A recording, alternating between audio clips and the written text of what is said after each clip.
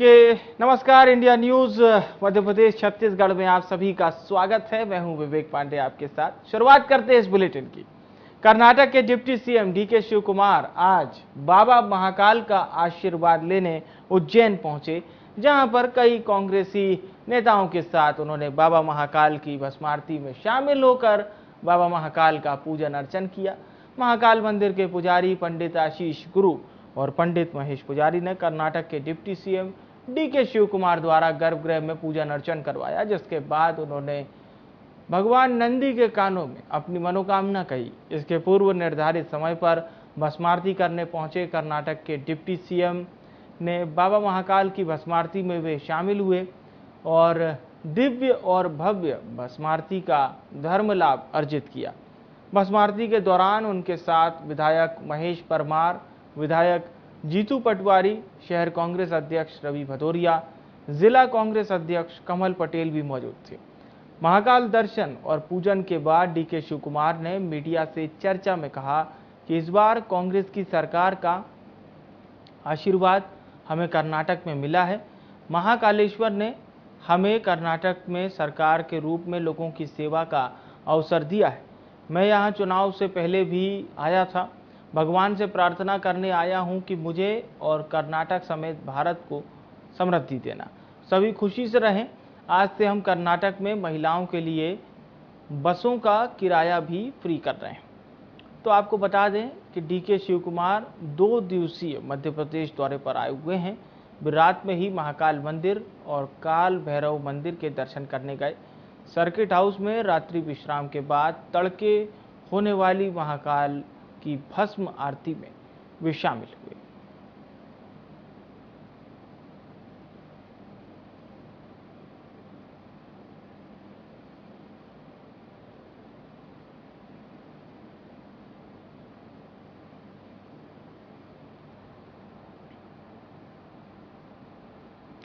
तो इससे पहले इंदौर एयरपोर्ट पर पहुंचे कर्नाटक के deputy CM DK Shiv Kumar का कांग्रेस कार्यकर्ताओं ने जोरदार स्वागत किया।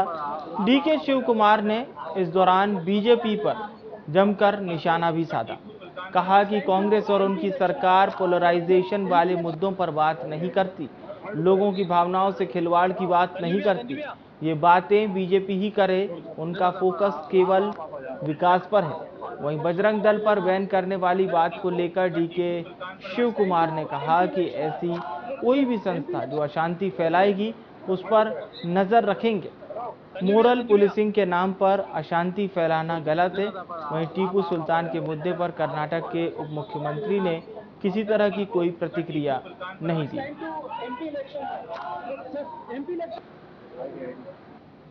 Let us not discuss issues on emotion. Let us only discuss issues on development. The emotional issue doesn't have any value. India is a country with diversity. We don't want to go to any polarization issue. We will leave the chapter to the BJP, and they have got the fruits of it. Sir, what do you say about land given to RSS in BJP government? Let's say the minister is there, he will take care of all those questions. He will take care of all those issues. Whoever is eligible, who are doing good charitable work, they will be looking. We are telling that any organizations will try to create unrest, destroy the peace of the state. Those organizations, we will look into it. We have given some examples of that. No moral policy, nothing. No one should unnecessarily create confusion in the minds of the people. It is a developing state. We should restore peace in the state. That is important.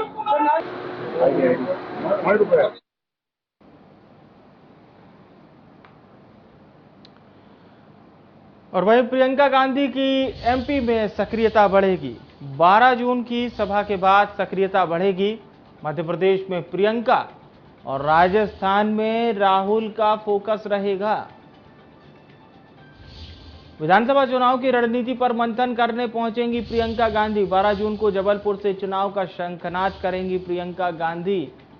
Priyanka Gandhi Vadra, जो कि Congress party की महासचिव भी हैं, और मध्य प्रदेश पर उनका focus रहेगा। हालांकि 2018 विधानसभा चुनाव के दौरान प्रियंका गांधी राहुल गांधी के साथ कई रैलियों में शामिल हुई थी, लेकिन उस दौरान राहुल गांधी का फोकस ज्यादा मध्य प्रदेश पर देखा गया था। प्रियंका अपेक्षाकृत उतना शामिल नहीं हुई थी। राजेश विश्वकर्मा हमारे साथ फोन लाइन पर जुड़ चुके हैं।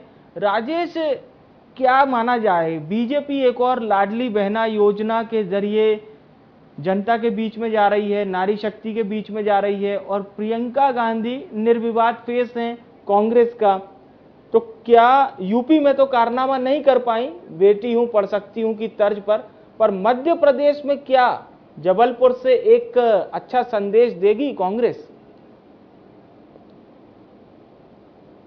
जी बिल्कुल राजेश। देखिए, आपको बता दें कि 2018 के अगर विधानसभा चुनाव की बात की जाए तो महाकौशल के जबलपुर से ही शुरुआत जो है वो कांग्रेस ने की थी और बड़ी चीज महाकौशल की सीटों पर दर्ज की थी। जिस जगह पर बीजेपी का गढ़ माना जाता था, 38 सीटों में से 24 सीटें जहां बीजेपी जीतती चली आ रही थी और 14 सीटों में कांग्रेस जीतती थी, वहां 10 सीटों का प्लस जो है वो कांग्रेस को हुआ था। 24 सीटें जो है वो कांग्रेस ने जीती थी और 14 पे बीजेपी को संतोष करना पड़ा था। तो कहीं ना कहीं एक बार फिर से जो शुरुआत है शंखनाद चुनाव का है, विधानसभा चुनाव 2023 का, वो महाकौशल के जबलपुर से प्रियंका गांधी कर रही हैं। और अगर देखा जाए तो जिस तरीके का उनका चेहरा है, जिस तरीके से कहीं ना कहीं भारी भीड़ उनकी सभा में जुटती है, कल देखने को मिलेगा जब बड़ी संख्या में जो लोग हैं वो शहीद स्मारक में उनको देखने और सुनने के लिए पहुंचेंगे और नर्मदा पूजन से कहीं ना कहीं पूरे अभियान की शुरुआत वो करेगी।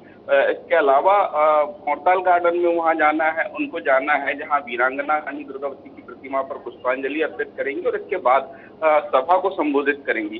तो कहीं ना कहीं तैयारियों में कांग्रेस जुटी है। कर्नाटक चुनाव के बाद उत्साहित कांग्रेस कार्यकर्ता नजर आ रहे हैं, क्योंकि कर्नाटक में जिस तरीके से जीत दर्ज की है वो कहीं ना कहीं उसको लेकर जो है वो उत्साहित खासे कार्यकर्ता जो है वो नजर आते हैं। और एक बार फिर जब प्रियंका गांधी का दौरा होगा तो कहीं ना कहीं कार्यकर्ता जो है वो एक बार फिर से 2023 की तैयारियों में जुट जाएंगे और लगातार जो अभियान की शुरुआत है एक बार फिर से महाकौशल के जबलपुर से की जा रही है।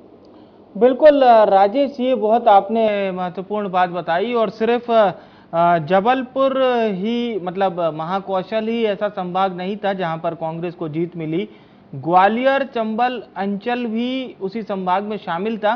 बहरहाल ये जो सभा है जबलपुर की, इसमें क्या कुछ है शामिल और कितने बड़े नेता कांग्रेस पार्टी के इस सभा में शामिल होंगे? जी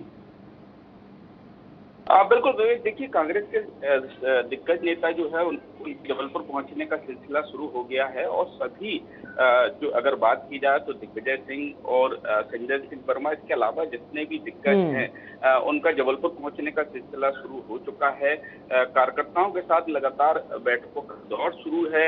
किस तरीके से भीड़ जुटाई जाएगी, किस तरीके से जनता को लाया जाएगा, किस महाकौशल के किन जिलों से कितनी जनता आएगी, इन सारी चीजों को लेकर लगातार बैठकों और तैयारियों को अंतिम रूप दिया जा रहा है। बिल्कुल तैयारियों को अंतिम रूप दिया जा रहा है। मैं लौटूंगा राजेश आपके पास, आप हमारे साथ बने रहिएगा।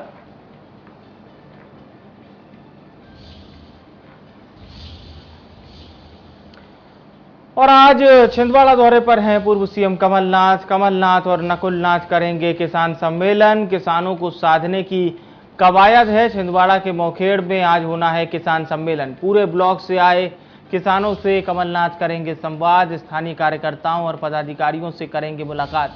मिशन 2023 को लेकर लगातार दौरा जारी है। अलग अलग क्षेत्रों का दौरा कर रहे हैं पीसीसी चीफ कमलनाथ। दौरे के माध्यम से अपने कार्यकर्ताओं को रिचार्ज करने में जुटे हैं कमलनाथ। राजेश लगातार हमारे साथ बने हुए हैं। राजेश, क्या कुछ खास होगा इस कार्यक्रम में?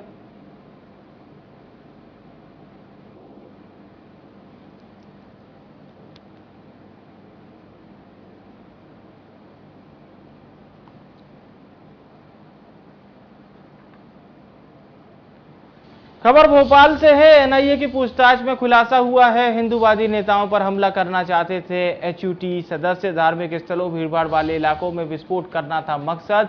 हथियार इकट्ठे करने और संगठन के लिए चंदा जुटाने का कर रहे थे काम।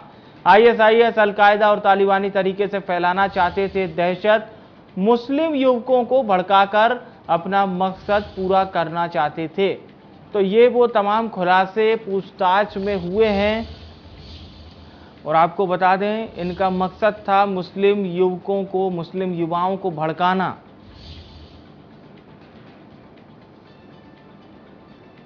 राजेश हमारे साथ जुड़े हुए हैं। राजेश, वाकई बहुत चौंका देने वाला खुलासा हुआ है। मतलब इनका जो पूरा कार्य है क्लियर था, मुस्लिम युवकों को ये भड़काना चाहते थे। जी राजेश।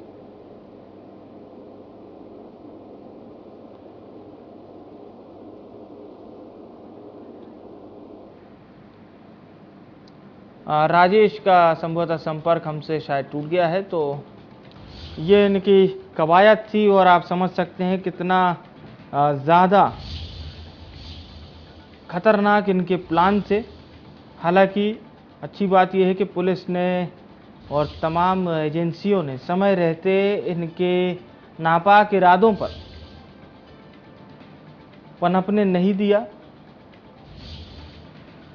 क्योंकि अगर हम बात करें जिस प्रकार से इनकी साजिश थी, अगर ये इसमें कामयाब हो जाते तो कहीं ना कहीं ये एक बहुत बड़ा खतरा होता समाज के लिए।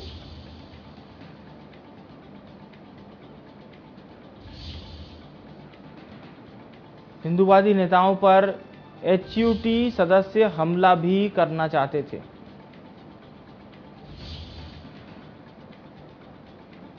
हिंदूवादी नेताओं को ये निशाना बनाना चाहते थे, ये जानकारी भी निकलकर सामने आ रही है। और मुस्लिम युवकों को ये भड़काने का काम करते थे, मुस्लिम युवकों को भड़काते थे। NIA की पूछताछ में ये चौंका देने वाले खुलासे हुए।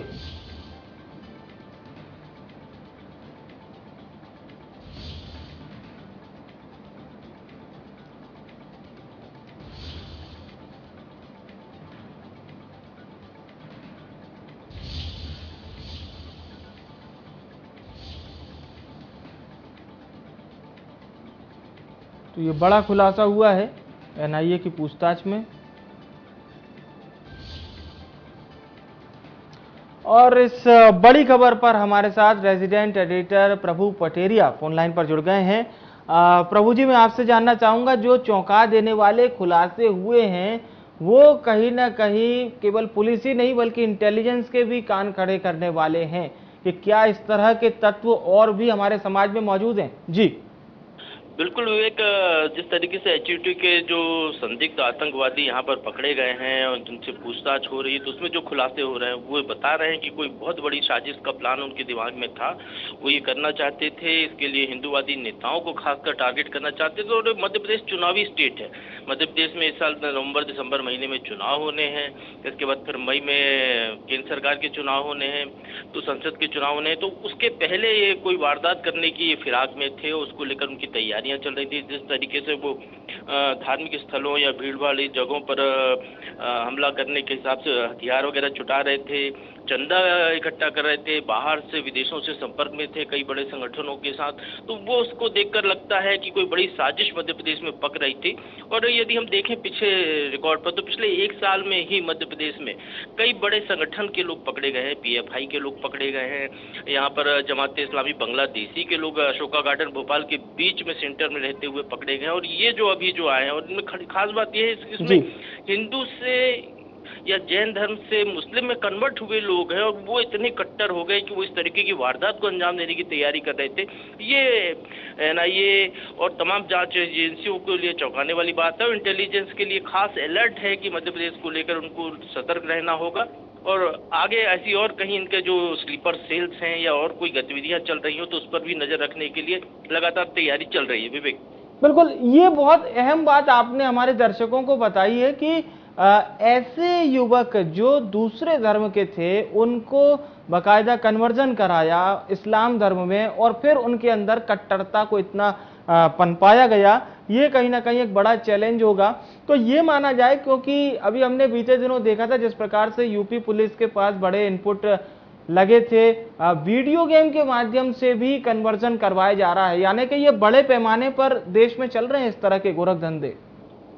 बिल्कुल विवेक, जो गाजियाबाद का जो मामला सामने आया है वीडियो गेम्स के जरिए लोगों के धर्म परिवर्तन का, तो मध्य प्रदेश में भी एक मामला ऐसा ही आया है। दमोह में जो स्कूल है एक, जो कि गंगा जमुना स्कूल का नाम है, जो धार्मिक सहिष्णुता का नाम देकर स्कूल चलाया गया, जिसमें जो ज़्यादा से ज़्यादा हिंदू धर्म या दूसरे धर्म के बच्चे वहाँ पर पढ़ते हैं, उस स्कूल में भी बच्चों को प्राइमरी क्लास से कन्वर्ट करने के लिए उनको इस तरीके की धार्मिक शिक्षा दी जा रही थी। धर्म विशेष की तरह तरह की वहाँ पे गतिविधियाँ संचालित हो रही थी। तो ये बड़ी चौंकाने वाली बात है कि निचले स्तर तक, यदि हम कहें कि ग्रामीण स्तर तक या छोटे कस्बों तक, छोटे शहरों तक ये पूरा एक खेल चल रहा है। और जिस तरीके से ये कन्वर्ट होकर जो एचयूटी के आतंकवादी, जो संदिग्ध आतंकवादी जिस तरीके के सामने आए हैं, जो पूछताछ में खुलासा हुआ है, तो ये जो हिंदू थे या जैन थे और बाद में कन्वर्ट होकर इतने कट्टर हो गए ये, बिल्कुल। तो वो चौंकाने वाली बात है। उसको कहीं ना कहीं इस मामले को शॉर्ट आउट करने की जरूरत सरकार को है। जी बिल्कुल, बहुत बहुत धन्यवाद हमारे साथ जुड़ने के लिए। तो हमारे रेजिडेंट एडिटर हमारे साथ जुड़े थे प्रभु पटेरिया जी, जो कि तमाम जानकारी आप तक पहुंचा रहे थे।